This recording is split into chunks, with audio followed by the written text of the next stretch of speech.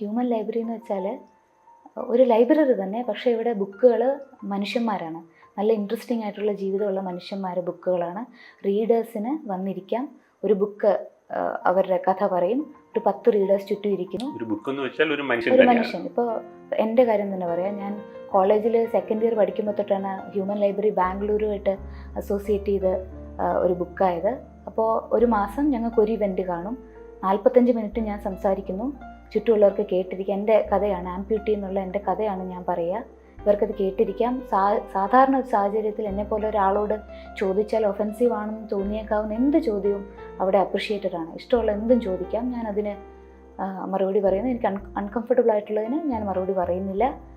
അങ്ങനെ എൻ്റെ കഥ അവർ കേൾക്കുന്നു. അത് എന്നെ ഒത്തിരി എന്നെ വളരാൻ സഹായിച്ചൊരു അനുഭവമായിരുന്നു ഹ്യൂമൻ ലൈബ്രറി എന്ന് പറയുന്നത്.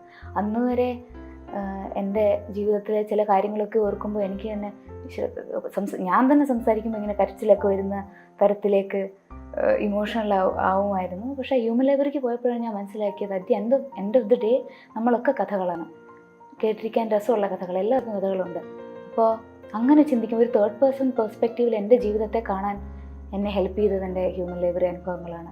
എൻ്റെ റീഡേഴ്സിൻ്റെ കണ്ണുകളിൽ കൂടെ ഞാൻ എന്നെ കാണാൻ തുടങ്ങി. അപ്പോൾ എനിക്ക് ഇത് നല്ല രസമുള്ളൊരു ജീവിതമാണല്ലോ, ഒത്തിരി പേര് അനുഭവിച്ചിട്ടില്ലാത്ത, ബുദ്ധിമുട്ട് നിറഞ്ഞത് പക്ഷേ വളരെ വളരെ ഇൻട്രസ്റ്റിംഗ് ആയിട്ടുള്ളൊരു ജീവിതം എന്ന സത്യം ഞാൻ മനസ്സിലാക്കി.